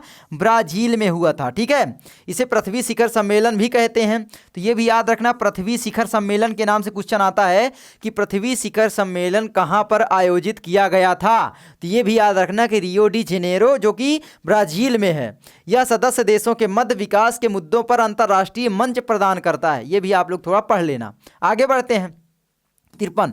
खरीफ की फसलों के बोए जाने का समय है, बताइए। जून जुलाई है या मार्च मई है या फिर अक्टूबर दिसंबर या अगस्त अक्टूबर? देखो, एक तो आपकी फसल होती है रबी की फसलें। रबी की फसलें क्या होती हैं? जो ठंडियों में बोई जाती हैं। अभी जैसे गेहूँ बोया गया, गेहूँ कब बोया जाता है? नवंबर दिसंबर में बोया जाता है। उसके बाद अप्रैल मार्च अप्रैल में काट लिया जाता है, नहीं मार्च अप्रैल मई जून में, है ना। अप्रैल मार्च मतलब इसके बीच में काटा जाता है, अप्रैल मई जून के बीच में। तो यहाँ पर ये तो रबी की फसलें हैं। तो यहाँ पर आपका क्या बोएला है? खरीफ की फसलों के बोए जाने का समय है। तो यहाँ पर क्या हो जाएगा बताइए। तो ये देखो, आपका मार्च अप्रैल में तो काट ली जाती है। फिर उसके बाद जून जुलाई से जो है चावल की खेती होना प्रारंभ हो जाती है। तो जून जुलाई से चावल क्या है? एक खरीफ की फसल है। चावल के समय में कौन कौन सी फसलें आती हैं वो भी आप थोड़ा सा दिमाग लगाओगे तो हो जाएगा। तो यहाँ पर सही विकल्प है जून जुलाई, है ना। ये चीज़ है, बोई जाने का समय है। आगे बढ़ें, उसके बाद अक्टूबर दिसंबर में भाई इसको भी काट लिया जाता है। अक्टूबर से दिसंबर के बीच में फिर से गेहूँ बो दिया जाता है ना, चावल। आगे बढ़ते हैं भाई। ये देखो, खरीफ की फसलों को वर्षा ऋतु फसलें भी कहते हैं, क्योंकि भाई ये वर्षा के समय में बोई जाती हैं। जैसे आपका चावल हो गया, कौन कौन सी है बताओ? चावल हो गया, उसके बाद आपका क्या है? तिली, जिसको बोलते हैं, तिली को बोलते हैं तिलहन। तो तिलहन हो गया। और कौन सा होता है इसी समय बोया जाता है? बाजरा भी बोया जाता है क्या? तो बाजरा हो गया। और क्या बोया जाता है? जोंधरी यानी ज्वार, ठीक है, ज्वार भी बोलते हैं इसको। और क्या होता है बताओ? अलसी, है ना, ये भी बोया जाता है। तो ये सारी चीज़ें। आगे बढ़े मेरे भाइयों। तो ये देखो, सारी फसलों का मैंने दे दिया है, आप लोग पढ़ लीजिए। ये फसलें बोई जाती हैं। आगे बढ़ते हैं। तो ये सभी की सभी फसलें कौन सी हैं भैया? खरीफ की फसलें हैं। याद रखना कौन सी फसलें हैं ये फसलें जो है खरीफ फसलें हैं। ये भी याद रखना, थोड़ा सा पढ़ लोगे दिमाग में रहा आएगा। ठीक है, आगे बढ़ते हैं। 54 है, आपका निम्नलिखित में से कौन सा ऊर्जा खनिज है? बताइए। लौह, अयस्क है, अभ्रक है, प्राकृतिक गैस, चूना पत्थर? तो ऊर्जा खनिज है, बताइए यहाँ पर क्या हो जाएगा? तो ऊर्जा जो हमें प्रदान करती है, तो प्राकृतिक गैस जो होती है, नेचुरल गैस। ठीक है, ये है। आगे बढ़ते हैं। आगे आता है हमारा यहाँ पर 55। कृषि आधारित उद्योग का उदाहरण है लोहा एवं इस्पात उद्योग, सूती वस्त्र उद्योग, रासायनिक उद्योग या सीमेंट उद्योग? बताइए। कृषि आधारित उद्योग, भाई कृषि आधारित जो उद्योग है, लोहा एवं इस्पात, ये तो नहीं है ना, इसकी तो माइनिंग की जाती है जंगलों से, है ना, पहाड़ों से प्राप्त किया जाता है। सूती वस्त्र उद्योग, ये सही है, क्योंकि सूती का वस्त्र कैसे बनता है भैया? सिंपल, सबसे पहले क्या है? कपास उगाई जाती है, फिर कपास की मैन्युफैक्चरिंग की जाती है, फिर हमें वस्त्र प्राप्त होते हैं सूती से, कपास से। ठीक है, तो ये हो जाएगा। आगे बढ़ें। आगे आपका आता है यहाँ पर 56। भारतीय रेल में रेल प्रखंडों की कुल संख्या है, बताइए कितनी है रेल प्रखंड? तो यहाँ पर आपके 18 रेल प्रखंड हैं बस। ठीक है, इतना याद रखना है बस। तो ये चीज़ आप लोग याद रखना। तो यहाँ पर क्या है? भारतीय रेलवे में कुल 18 रेलवे जोन हैं और इनमें 70 डिवीज़न हैं। तो डिवीज़न भी याद कर सकते हो कि भाई 70 हैं, यानी 18 प्रखंड में 70 डिवीज़न हैं। ठीक है, आगे बढ़ते हैं। सूचना एवं संचार प्रौद्योगिकी का आर्थिक क्षेत्रक है। देखो, सूचना एवं संचार प्रौद्योगिकी ये क्या है? सर्विस सेक्टर में आता है। इसमें भी क्या है? सूचना, सर्विस, जो मीडिया वगैरह आती है, हम हैं, ये सब है ना। तो हम लोग क्या है? आपको सूचना ही दे रहे हैं, पढ़ा रहे हैं, तो एक प्रकार से, है ना। तो ये क्या है? संचार ही कर रहे हैं, तो सर्विस सेक्टर में आएगा। और सर्विस सेक्टर कौन सा होता है भैया? तृतीय क्षेत्र। तो बिल्कुल सिंपल है, ये आपका सही है। ठीक है, आगे बढ़ते हैं। इसे क्या बोलते हैं? आईसीटी भी बोला जाता है, इंफॉर्मेशन कम्युनिकेशन टेक्नोलॉजी। ठीक है, ये भी बोला जाता है आईसीटी। ये याद कर सकते हो आप लोग, आगे काम आएगा। अगर आप पढ़ने की इच्छा रखते हो तो जरूरी है, मैं आपको कुछ शब्द बताते चलता हूं ताकि आपको याद रहे। आगे बढ़ते हैं मेरे भाइयों। 58। उपभोक्ता सुरक्षा अधिनियम किस वर्ष पारित हुआ? ये मैंने आपको पीछे बताया, मुझे याद है नहीं बताऊंगा, बताओ जल्दी कमेंट करके। भैया देख लिए, नहीं देखे हो ना? सही बताना, नहीं देखे हो? देख लिए? नहीं यार, गलत कर रहे हो तुम, ना देखो यार। हाँ, नहीं, मैं देखो नहीं दूंगा। लो, ये ढक लिया। चलो आगे बढ़े। ओहो, नहीं देख पाया। चलो ये लो, आगे बढ़ते हैं। अरे देख लिया रे पगला। आगे 59 है आपका, नहीं देख पाया क्या रे, देख लिया। किसी देश का विकास आधारित होता है, बताइए कहाँ किससे आधारित होता है? तो कोई भी देश विकास तब करता है जब उसकी प्रति व्यक्ति आय बढ़ जाए, है ना। प्रति व्यक्ति आय पर वो बढ़नी चाहिए, तो विकास हो रहा है देश का। अगर घट रही है, हमारे देश की प्रति व्यक्ति आय बहुत कम है, भले हम बोलने के लिए दुनिया की चौथी सबसे बड़ी अर्थव्यवस्था हैं, लेकिन भाई सच में हमारे देश की कंडीशन बहुत ख़राब है, बहुत ख़राब है, क्या ही बताऊँ, बहुत ख़राब है ना। क्योंकि भाई जितना भी पैसा है, ये सब तो जानते हो, नेता वगैरह बस करप्शन करके ले जाते हैं, अपने घरों में रख देते हैं, इनके बच्चे जो है मर्सिडीज से चलते हैं, है ना। तो ये सारी चीज़ें हैं। औसत साक्षरता दर, औसत साक्षरता दर पर निर्भर करता है भाई, वो बढ़नी चाहिए। साक्षरता मतलब कितने लोग पढ़े लिखे हैं, यानी अनपढ़ नहीं है कि भाई किताब भी नहीं पढ़ पाते, साक्षर हैं। लोगों की स्वास्थ्य स्थिति पर, ये भी आपकी बढ़नी चाहिए, है ना। तो यहाँ पर उपयुक्त सभी हो जाएगा, ठीक है मेरे प्यारे भाइयों। आगे बढ़ते हैं। आगे हमारा आता है मनरेगा कार्यक्रम किस वर्ष प्रारंभ हुआ था, बताइए किस वर्ष प्रारंभ हुआ था मनरेगा? तो मनरेगा हुआ था 2005 में, ठीक है, याद रखोगे आप लोग। तो इसके लिए आप लोग ये चीज़ें पढ़ सकते हो। पहला, इसे महात्मा गांधी राष्ट्रीय ग्रामीण रोजगार गारंटी अधिनियम कहते हैं, मनरेगा को, ठीक है। मनरेगा, महात्मा गांधी, है ना, ये देखो मनरेगा इस तरीके से। तो Mahatma Gandhi national rural employment guarantee act, MNREGA इसको बोलते हैं। इसका मकसद है ग्रामीण क्षेत्रों के परिवारों की आजीविका सुरक्षा को बढ़ाना, मतलब उनको रोजगार देना, ठीक है। उसके बाद है आपका, यह एक वित्त वर्ष में वयस्क सदस्यों को 100 दिनों तक रोजगार देने की गारंटी देता है, मतलब 100 दिनों की रोजगार देंगे ही देंगे 365 दिन में, ये गारंटी देता है, ये गारंटी एक्ट है, ठीक है। तो इसीलिए बोला गया गारंटी एक्ट। ये बहुत ही अच्छा था, जिसको अभी ने सरकार ने क्या है, समाप्त कर दिया है ना। और देखोगे आप लोग, पहले जो है, जो भी आप अगर गाँव से हो, मैं गाँव से हूँ, तो चकरोडे हैं या जो भी विकास होता तो वो लेबर करते थे, जेसीबी वगैरह नहीं करते थे। अभी जेसीबी करने लगी है ना, क्योंकि लेबरों को उतना फिर मजदूरी बढ़ाई नहीं गई समय के अनुसार, महंगाई के अनुसार। तो भाई मजदूर भी क्यों काम करेंगे, जहाँ पर 400 मिलता है वो 250 में क्यों करेंगे? तो सरकार को मजदूरी भी बढ़ानी चाहिए जैसे, और अपना बढ़ा लेते हैं, प्रधानमंत्री का वेतन बढ़ जाता है, सरकारी अफिसरों को बढ़ जाता है, इनका नहीं बढ़ सकता था? बिल्कुल बढ़ाया जा सकता, लेकिन ख़त्म कर दिया भाई, हैं। तालाब खुदाई होती है, जेसीबी लग जाती है, उसमें भाई करप्शन लंबा लंबा होता है। अभी मैं पोल खोला था एक, मुझे भी वीडियो डिलीट करने को बोला गया, इतना खोदते हैं, उसके ऊपर फिर मिट्टी रख दिया जाता है, फिर इतने का नाप लेते हैं। ये रियलिटी है आज के समय में तालाबों की खुदाई में, मैं जानता हूँ, ठीक है। आगे बढ़ते हैं। आगे हमारा आता है यहाँ पर 61, ऑटो वन बिस्मार्क का संबंध किस देश से था, बताओ? जर्मनी से, ब्रिटेन से, इटली या फ्रांस? ऑटो वन बिस्मार्क का, तो ये था जर्मनी। ऑटो वन बिस्मार्क जो है जर्मनी के एकीकरण में महत्वपूर्ण भूमिका निभाई थी। तो क्वेश्चन में आ सकता है कि जर्मनी के एकीकरण में महत्वपूर्ण भूमिका ऑटो वन बिस्मार्क ने निभाई थी, ठीक है। तो ये चीज़ याद रखना। आगे बढ़ते हैं। 62 नंबर है, फ्रांस की क्रांति कब हुई थी, बताइए? तो यहाँ पर आपका है 1789। अब आपका रिवीजन चलेगा। उसके बाद है 1944 में ब्रिटेन वुड सम्मेलन कहाँ आयोजित किया गया था, बताओ? यहाँ पर तो आपका अमेरिका में, है ना।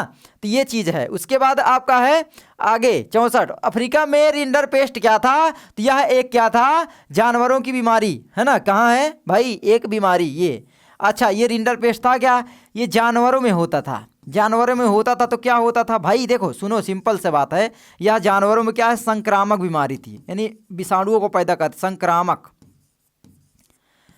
बीमारी। आप जानते हो एक जानवर से दूसरी जानवर में बहुत तेज़ी से फैलती है। अब सोचो, आप लोग दंग रह जाओगे कि 90% जो जानवर थे अफ्रीका के बिल्कुल मर गए थे। लोग जो पाले हुए, कितना नुकसान हुआ होगा लोगों का, सोचो। लोग बेरोजगार हो गए थे, क्योंकि वहाँ के लोगों की जो आजीविका है वो पशुपालन में ही डिपेंडेंट थी। अब वो तो बेरोजगार हो गए, तो अफ्रीका की क्या है, बहुत बुरी कंडीशन हो गई थी। तो ये चीज़ याद रखना, ठीक है। आगे बढ़ते हैं। ये देखो पढ़ सकते हो, यह एक संक्रामक यानी वायरस जनित बीमारी थी। यह पशुओं में बहुत तेज़ी से फैलती थी। अच्छा, जैसे हमारा कोरोना वायरस आया था, अभी जानते हो ना भाई, हमारा क्या कितने लोगों की जान गई है। ऐसे ही सोचो, अगर दवा ना बन पाए और एक बीमारी आए और 90% लोग चले जाएं और 10% लोग बचे, भाई मतलब बता ही रहा हूँ कि क्या बुरी कंडीशन हो गई। ऐसे जानवरों में था, ऐसे लोगों में भी आ सकती है कोई बीमारी, ऐसा तो नहीं है कि नहीं आ सकती। देखो प्रकृति की महिमा बहुत अजीब है। अब सोचो 90% नहीं, अगर आपके गांव में 100 लोग थे तो केवल 10 लोग बचे हैं। अब वो इधर उधर बिलखें, एक दूसरे से मिलें, बस खत्म पूरा भाई, पूरा 90% भाई। समझ सकते हो ना क्या होता है। आगे बढ़ते हैं। आगे हमारा आता है 65, हिंद स्वराज पुस्तक के लेखक हैं, बताइए। बाल गंगाधर तिलक, अरुणा आसफ अली, सरदार पटेल, महात्मा गांधी। हिंद स्वराज तो कौन हो जाएंगे यहाँ पर आपके? महात्मा गांधी। ठीक है, आगे बढ़ते हैं। आगे है 66, भारत में अवशिष्ट शक्तियों किसको प्राप्त है? बताइए, अवशिष्ट शक्तियाँ किसको प्राप्त हैं? राज्य को, संघ को, या ए और बी दोनों को? तो यहाँ पर भाई जो भी शक्तियाँ हैं वो शक्तियों का क्या है? विकेंद्रीकरण है। तो विकेंद्रीकरण का मतलब है कि शक्तियों का बंटवारा है, तो ए और बी दोनों को प्राप्त है। क्या है? शक्तियों का क्या है? बंटवारा, है ना। आगे बढ़ते हैं। आगे आता है, तो ये आप लोग थोड़ा पढ़ सकते हो। आगे बढ़ते हैं। भारत में अवशिष्ट शक्तियाँ संसद को प्राप्त हैं, है ना। तो यहाँ पर संसद को प्राप्त है। संसद को उन मामलों पर कानून, तो क्या है यहाँ पर?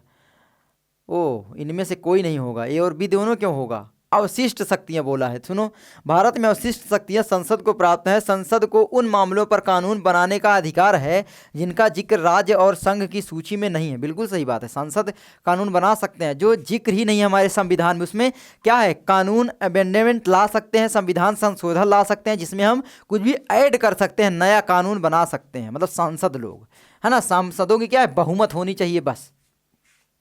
और ये सांसद मिल करके ही क्या है? एक अपने प्रधान को चुनते हैं, जिसको हम प्रधानमंत्री बोलते हैं। क्या है? प्रधानमंत्री बोलते हैं। आपको पता होगा मेरे भाइयों, है ना। तो ये चीज़ है। तो चलो आगे यहाँ पर पढ़ सकते हो आप लोग, सूची बना सकते हैं। साथ ही समवर्ती मामलों पर भी संसद को कानून बनाने का अधिकार है। तो संसद को पूरी असीमित शक्तियाँ, बस बहुमत हो जाए, है ना, कोई भी कानून पारित करने के लिए। आगे बढ़ते हैं। आगे है, निम्नलिखित में से कौन लोकतंत्र से संबंधित है? बताइए। वैध शासन लोकतंत्र में होता ही है ना। पारदर्शी शासन लोकतंत्र में होता ही है। उत्तरदायी शासन होता ही नहीं। कौन लोकतंत्र से संबंधित है? ये भाई वैध लोकतंत्र से संबंधित है, ये तो सभी हैं, तो इनमें से सभी होगा ना। हाँ, ये ठीक है। आगे बढ़ें। निम्नलिखित में से कौन सा विषय संघ सूची में है? बताइए। प्रतिरक्षा, कृषि, शिक्षा, व्यापार। ये क्वेश्चन देखो कितनी बार आया है भाई ये क्वेश्चन, और ये आपका बहुत ज़्यादा इंपॉर्टेंट है मेरे भाइयों। ठीक है, याद रखोगे तो। जल्दी से मैं बढ़ता हूँ आगे। तो यहाँ पर आपका सही विकल्प क्या हो जाएगा? बताओ। तो प्रतिरक्षा हो जाएगा, नहीं डिफेंस सिस्टम जो है। आगे बढ़ते हैं। आगे 69, भारतीय संविधान कब लागू किया गया? बताओ, कब लागू किया गया था भारतीय संविधान? तो 15 अगस्त को, 10 दिसंबर, जनवरी, या 26 जनवरी? तो भाई 26 जनवरी, है ना। 26 जनवरी को लागू किया गया था। ये चीज़ याद रखोगे आप लोग। 26 जनवरी को ही तो हम गणतंत्रता दिवस मनाते हैं। बहुत सारे लोग गणतंत्रता और स्वतंत्रता दिवस में जो है ना, कंफ्यूज रहते हैं। स्वतंत्रता दिवस का मतलब है जिस दिन हम अंग्रेजों से स्वतंत्र हुए थे, आज़ाद हुए थे, और गणतंत्रता दिवस का मतलब जिस दिन हमारा संविधान लागू हुआ था। समझ रहे हैं, दोनों में बहुत फर्क है। संविधान से ही हमारा देश चलता है। आगे बढ़ते हैं। आगे आता है यहाँ पर, लोकतंत्र के मूल्यांकन की दृष्टि से निम्न में से कौन सा बिंदु लोकतांत्रिक व्यवस्थाओं के अनुरूप नहीं है? स्वतंत्र और निष्पक्ष चुनाव, ये तो है ही है। व्यक्ति की गरिमा बढ़ाता है ये भाई, मतलब आज़ादी देता है। बहुसंख्यकों का शासन, ये क्वेश्चन कितनी बार आता है भाई। ये विकल्प में होगा। कानून के समक्ष समानता होनी चाहिए, है ही है लोकतांत्रिक व्यवस्था में। आगे बढ़ते हैं। आगे हमारा आता है 71, सोपानी खेती किस राज्य में की जाती है? बताइए। पंजाब में, हरियाणा, उत्तराखंड, उत्तर प्रदेश। सोपानी खेती जो की जाती है वो कहाँ की जाती है? बताओ। सोपानी खेती का मतलब आप लोग याद रखोगे, सीढ़ीदार होता है। सीढ़ीदार का मतलब क्या है भैया? जो जंगल पहाड़ होते हैं उनमें खेती की जाती है, उनमें ढलान होती है, तो उनमें कुछ सीढ़ियाँ नुमा ऐसे संरचना बना दी, ऐसे सीढ़ियाँ बना दी जाती है, ऐसे। अब ये क्या है?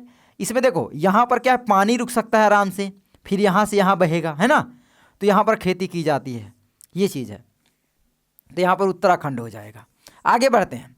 आगे हमारा आता है यहाँ पर, निम्न में से कौन सी रोपण कृषि की फसल है? बताइए। रोपण कृषि की कृषि कौन सी है? रोपण, कहवा, कपास, तिलहन या गेहूं?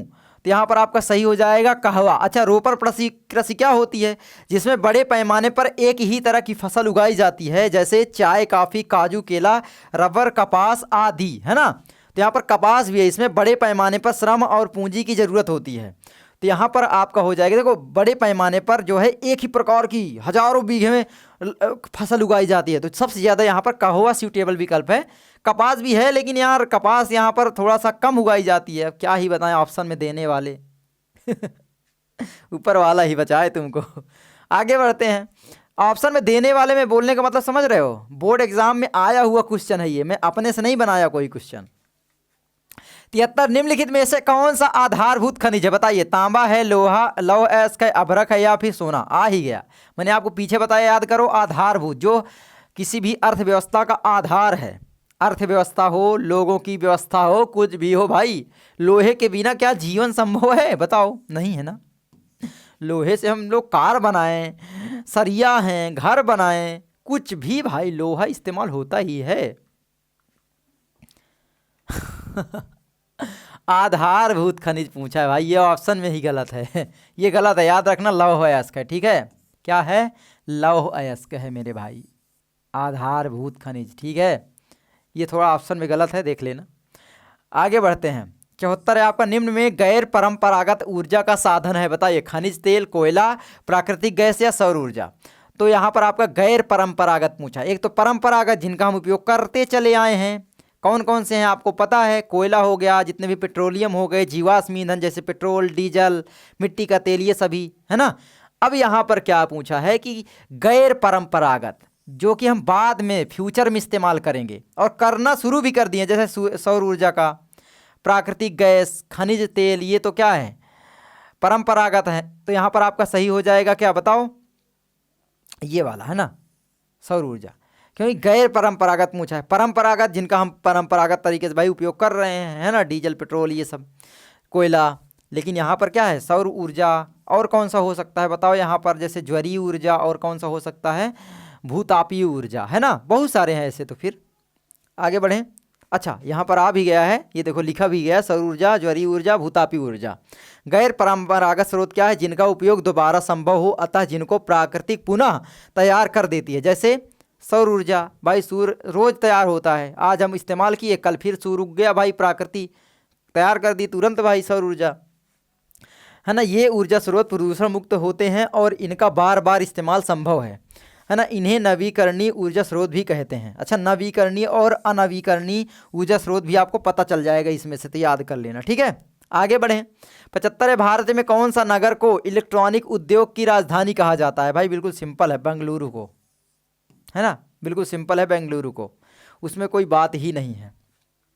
आगे आगे आपका आता है, भारत में परिवहन का मुख्य साधन है बताइए? सड़क परिवहन, वायु परिवहन, रेल परिवहन, पाइपलाइन? बताओ। तो यहाँ पर भारत में परिवहन का प्रमुख साधन कौन सा है? तो यहाँ पर आपका देखो, कन्फ्यूज बहुत सारे लोग होते हैं, लेकिन यहाँ पर सड़क परिवहन दिया गया है ऑप्शन में। क्या है ये या नहीं मुझे बताना। परिवहन का प्रमुख साधन भारत में जो है सड़क परिवहन ही है, जो अधिक ट्रक हैं, इतने सारे सब चलते हैं। अच्छा, यहाँ पर रेल परिवहन भी हो सकता है, तो मुझे इन दोनों में बताना, मैं खुद कंफ्यूज हूँ, आप लोग जांच करके मुझे बताएंगे। ठीक है, आगे बढ़ें। औद्योगिक क्रियाओं को किस आर्थिक क्षेत्र के अंतर्गत रखा जाता है? अच्छा, ये क्वेश्चन मैं आपसे पूछ रहा हूँ ताकि आपको याद हो जाए, ये भी याद रखना। करोगे कमेंट, ढूंढोगे थोड़ा, जिंदगी भर अगर भूल जाए तो बताना कि विकास भैया को बताए थे, ये क्वेश्चन याद आ जाएगा। औद्योगिक क्रियाओं को किस आर्थिक क्षेत्र के अंतर्गत रखा जाता है? अच्छा, औद्योगिक क्रियाओं को बताओ। प्राथमिक क्षेत्र यानी प्रथम क्षेत्र जो होता है, इसमें तो आपका जो प्रकृति से रिलेटेड चीज़ें होती हैं, जैसे पशुपालन, है ना, मछली पालन, कृषि, ये सब। अब यहाँ पर क्या पूछा? औद्योगिक, जिसमें क्या है, मैन्युफैक्चरिंग करते हैं, है ना, विनिर्माण करते हैं, तो यहाँ पर आपका द्वितीय क्षेत्र के अंतर्गत आता है। तृतीय क्षेत्र में सर्विस सेक्टर आता है, मैं बार बार बता रहा हूँ, अब कभी जीवन में नहीं भूलोगे। आगे बढ़ते हैं। आगे आता है, मानव विकास सूचकांक 2018 के अनुसार किस देश की स्थिति उच्चतम स्तर पर है? Bangladesh, Sri Lanka, Bharat, Nepal?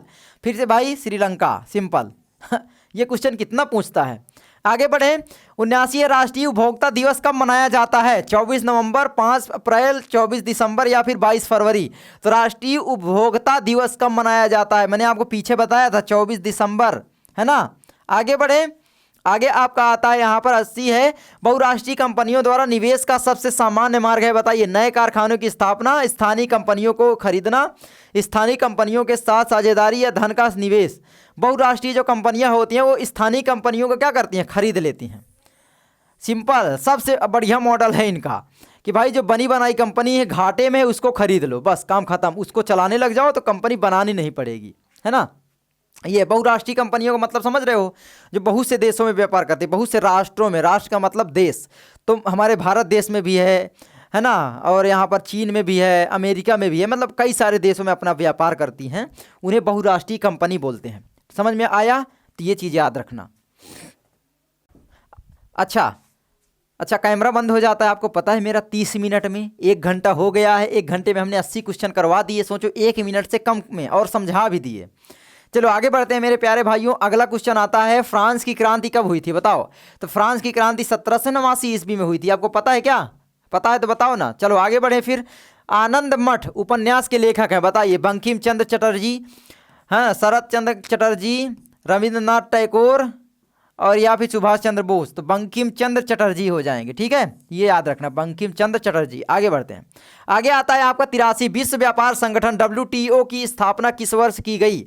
World Trade Organization, World Trade मतलब होता है व्यापार, है ना, और ऑर्गेनाइजेशन, बताओ कब हुआ, बताओ कब हुआ इसका? तो यहां पर आपका सही विकल्प हो जाएगा 1995 में, ठीक है, याद रखोगे। विश्व व्यापार संगठन की स्थापना की गई है 1995 में। और यह कहाँ है स्थित है, ये बताओ कहाँ की गई थी? तो यहां पर ये स्थित कहाँ है? तो जेनेवा में इसका मुख्यालय है, जेनेवा, अरे जेनेवा में है। और ये कहाँ है? स्विट्जरलैंड में है। कहाँ पर? स्विट्जरलैंड में। ये भी याद रखना मेरे भाइयों, बहुत इंपॉर्टेंट है। अच्छा, ये यहाँ पर लिखा ही था चलो कोई बात नहीं, है ना, कुछ का मैंने लिख दिया है ताकि आपको याद रहे क्या बताना है, कैसे। बहुत मेहनत लगती है PPT बनाने में। अच्छा, एक चीज़ मैं आपको बताना चाहता हूँ। क्या बताना चाहता हूँ भाई? वीडियो को लाइक कर दो। और क्या बताना चाहता हूँ, है ना। चलो आगे बढ़ते हैं मेरे भाइयों। आगे आपका आता 84, ज्योतिबा फुले ने कौन सी पुस्तक लिखी बताओ। ज्योतिबा फुले ने कौन सी पुस्तक लिखी? गुलामगिरी भाई, गुलामगिरी के लेखक ज्योतिबा फुले, आपको पता है ना। आगे, सत्ता के क्षैतिज वितरण से क्या तात्पर्य है बताओ। सत्ता का संघीय वितरण, सत्ता का अलगाववादी वितरण, कार्यपालिका व्यवस्थापीय तथा न्यायपालिका, है ना, व्यवस्थापिका और न्यायपालिका बीच सत्ता का बंटवारा, केंद्र और राज्य सरकार के बीच सत्ता का बंटवारा। सत्ता के क्षैतिज वितरण से क्या तात्पर्य है? तो यहाँ पर आपका हो जाएगा विकल्प नंबर, आई थिंक, कौन सा हो जाएगा बताओ। यहाँ पर सत्ता का संघीय वितरण, ये तो कार्यपालिका, व्यवस्थापिका, न्यायपालिका के बीच सत्ता का बंटवारा, यही वाला आपका हो जाएगा, ठीक है, ये आपका सही हो जाएगा। आगे बढ़ें, हाँ यही होगा। आगे बढ़ते हैं मेरे भाइयों। आगे आपका आता है 86, निम्नलिखित में से कौन सा संघीय राज्य नहीं है बताइए। देखो अभी नंबर लाने के लिए, इतिहास, ये सब आप कर सकते हो, आगे तैयारी के लिए कर सकते हो, अपनी लाइफ को आगे बढ़ने के लिए कर सकते हो, लेकिन बहुत सारे ऐसे कैरियर हैं जहाँ पर इसका उपयोग भी नहीं होता। तो आप कभी ये मत सोचना आपके जीवन से बढ़कर के ये सब नहीं है। मैं बार बार बोलता हूँ ना, तो पढ़ाई भी आपके जीवन से बढ़कर नहीं है। तो ये चीज़ हमेशा याद रखना कि आपका जीवन सबसे इम्पॉर्टेंट है, सबसे इम्पॉर्टेंट है मेरे भाइयों। तो जीवन को बचा के रखना, इस पढ़ाई के चक्कर में तो बर्बाद नहीं करना। मतलब कि पढ़ाई करो, लेकिन मतलब बहुत सारे लोग जो है सुसाइड कर लेते हैं। ये सब आपको ऐसा नहीं करना कि नंबर नहीं आए ये कर लिए, बहुत सारी चीज़ें हैं करने के लिए। ये सब से कुछ नहीं होगा। क्या पैसे कमाने के लिए ये मदद करेंगे आपकी? नहीं करेंगे। जब आप टीचर बनेंगे तभी मदद करेंगे, या आगे तैयारी करेंगे सरकारी नौकरी तभी। वैसे बहुत सारे लोग देखोगे इतना सारा पैसा कमाते हैं और भाई ये सब काम नहीं लगती जीवन भर उनको। कौन सा संघीय राज्य नहीं है बताओ। मणिपुर, त्रिपुरा, हिमाचल प्रदेश या जम्मू कश्मीर। तो कौन सा नहीं है? ये तो आपको पता ही है भाई, जम्मू कश्मीर। संघीय राज्य का मतलब ये कौन सा राज्य है फिर? केंद्र शासित प्रदेश है ना, केंद्र शासित। केंद्र शासित का मतलब भैया जहाँ पर केंद्र का शासन चलता है, वहाँ पर राज्य सरकार का शासन नहीं चलता है। आगे बढ़ते हैं। 87, धर्मनिरपेक्ष राज्य में धर्म का कोई स्थान नहीं होता। एक राष्ट्र एक धर्म में विश्वास किया जाता है बताओ। केवल बहुसंख्यक वर्ग के धर्म की मान्यता मिलती है। सभी धर्मों को समान समझा जाता है। धर्मनिरपेक्ष का मतलब यही होता है कि भाई एक धर्म को नहीं बल्कि सभी धर्म को हम मानने वाले हैं, है ना, ये है। आगे आपका राजनीतिक दलों के सामने कौन सी चुनौतियां हैं? आंतरिक लोकतंत्र का न होना, परिवारवाद, धन और अपराधी तत्वों का प्रभाव, इनमें से सभी। तो भाई इनमें से क्या है? सभी हैं। आगे बढ़ें, पढ़ने से ही आपको पता चल जाएगा, इसमें कोई बड़ी बात है ही नहीं है। 89, आपका निम्नलिखित में से कौन सा लोकतंत्र का अवगुण है बताइए। धनी व्यक्तियों का शासन, बहुसंख्यक की प्राथमिकता, दलों में व्यक्तिवाद, या इनमें से सभी। भाई सभी है फिर से, क्योंकि भाई देखो बहुसंख्यकों की प्राथमिकता तो होती है, सिंपल। जो बहुसंख्यक है, आप देखोगे इस समय हिंदू जो है इंडिया में है तो बहुसंख्यक हैं। अब यहाँ पर जो सांसद बनेंगे, विधायक बनेंगे, वो भी वही जाति के बनते हैं। क्योंकि हमारे देश में यार ये जातिवाद एक समझ लो कीड़े की तरह हमारे देश को खाता जा रहा है। जातिवाद बहुत बेकार चीज़ है और ये मुझे नहीं लगता ख़त्म हो, क्योंकि सरकारें भी इसी में रहती हैं भाई। सरकार को काम ना करना पड़े, आराम से जातिवाद करो, सरकार बनाओ, मस्त रहो, लूटो खाओ आराम से। नेताओं के बच्चे 500 करोड़ 200 करोड़ 1000 करोड़ ये हरामखोर घोटाला करें, मस्त रहें, है ना। सब नेता नहीं होते ऐसे, लेकिन बहुत सारे होते हैं, बहुत सारे मतलब अधिकतर हैं। 90 संविधान के अनुसार भारत की राजभाषा है, बताइए, राजभाषा, राष्ट्रभाषा नहीं, राजभाषा वो हिंदी है, ठीक है, ये याद रखना। आगे बढ़ें, कौन सा उद्योग चूना पत्थर को कच्चे माल के रूप में प्रयुक्त करता है, बताइए, चूना पत्थर को कच्चे माल के रूप में। तो यहाँ पर सिंपल है, आपका हो जाएगा सीमेंट। अच्छा, एल्युमिनियम किसका करता है, आप लोग मुझे कमेंट करना, क्योंकि मैंने बता दिया है आपको। उसके बाद आपका क्या आता है, भारत में आर्थिक उदारीकरण की शुरुआत कब हुई, बताओ यहाँ पर कब हुई थी। तो बिल्कुल सिंपल है, 1991। आपको पता है ग्लोबलाइजेशन मैंने आपको बताया था, ये आप लोग पढ़ सकते हो। आर्थिक उदारीकरण का मतलब क्या है, अर्थव्यवस्था में सरकारी नियंत्रण और प्रतिबंधों को कम करना या हटाना। इसका मकसद निजी उद्योगों को बढ़ावा देकर आर्थिक विकास को बढ़ावा देना। इसमें मुक्त व्यापार को बढ़ावा दिया जाता है। इसकी शुरुआत पीवी पूर्व, है ना, पीवी नरसिम्हा राव यानी पूर्व प्रधानमंत्री पीवी नरसिम्हा राव एवं वित्त मंत्री मनमोहन सिंह ने किया। फिर बाद में मनमोहन सिंह भी क्या है, सरकार में आए थे, प्रधानमंत्री बने थे, आपको पता है। आगे, राष्ट्रीय उपभोक्ता अधिकार दिवस कब मनाया जाता है, बताइए। तो यहाँ पर राष्ट्रीय उपभोक्ता अधिकार दिवस जो मनाया जाता है 24 दिसंबर को मनाया, सॉरी 24 दिसंबर को मनाया जाता है, ये वाला, ठीक है, 24 दिसंबर को मनाया जाता है। आगे है आपका यहाँ पर राष्ट्रीय उपभोक्ता सुरक्षा, ये कब मनाया जाता है, कब मनाया जाता है बताओ, 24 दिसंबर या 24 नवंबर, बताओ जल्दी से, मुझे कमेंट करना यार, यही होगा कि ये होगा, बताना, मुझे कंफ्यूज कर दिया। देखो देखो, मुझे भी हर चीज़ नहीं याद रहती है, मैं आपको सिंपल सी बात बताता हूँ, याद आपको करना है, एग्ज़ाम आपको देना है। हम लोग यहाँ पर पीपीटी ले आके आपको बस तैयारी करवा सकते हैं आराम से। ये ज़रूरी नहीं है कि भाई टीचर को हर चीज़ याद रहे, ज़रूरी ये है कि कितने अच्छे से आपको समझ में आ रहा है। तो ये आप अगर आज बता देंगे तो जीवन भर नहीं भूलेंगे, ये भी आप याद रखना। विकास भैया की बात याद रखना, अगर आज आपने कमेंट कर दिया कि उपभोक्ता अधिकार जो दिवस है ये कब मनाया जाता है, जीवन भर भूल जाना, तो मुझे बताना आप लोग।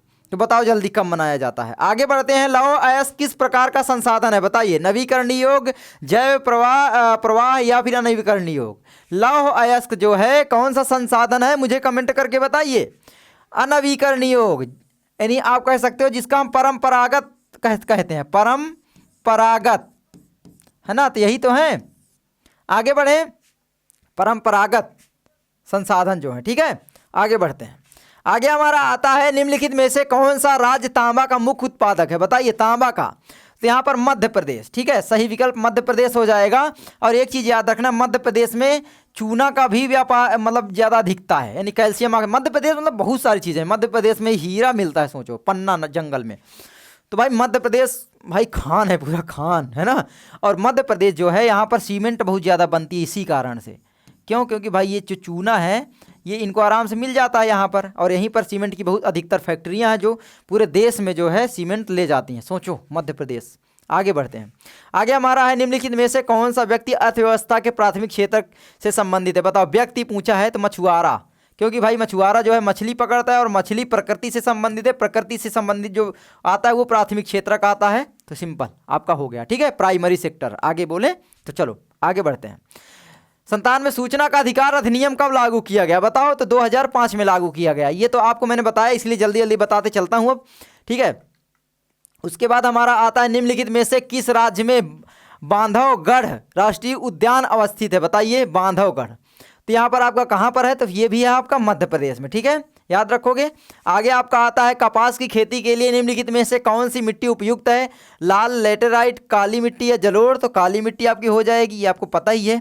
आगे आपका आता है, निम्नलिखित में से किस वर्ष में बांग्लादेश ग्रामीण बैंक की शुरुआत हुई थी, बताइए। तो यहाँ पर अब आपका ऑप्शन जो है वो दिया गया है, अब आप लोग मुझे कमेंट करके बताएंगे, ठीक है, इसको, क्योंकि मैंने पहले बता दिया है, कमेंट करेंगे आप लोग। आगे बढ़ें, तो यहाँ पर आपका 1970 के दशकों में हुआ था, एक्चुअली में शुरुआत जो बोला जा रहा है 1976 में हुआ था, है ना। तो यहाँ पर ऑप्शन में ही नहीं है। अब आप लोग बताओ, ऐसे ऐसे क्वेश्चन पूछता है भाई, बोलो यार बोर्ड को कि ऐसा क्वेश्चन ना पूछे गलत सलत, ये बोर्ड में आया हुआ क्वेश्चन है, बताओ, सर्च कर लो, इंटरनेट में भी नहीं मिलेगा। 1976 मिलेगा, 1983 में आपको स्थापित हो चुकी थी, लागू हो गई, है ही नहीं। आगे 101 इटली 100 क्वेश्चन कर डाले, वाओ।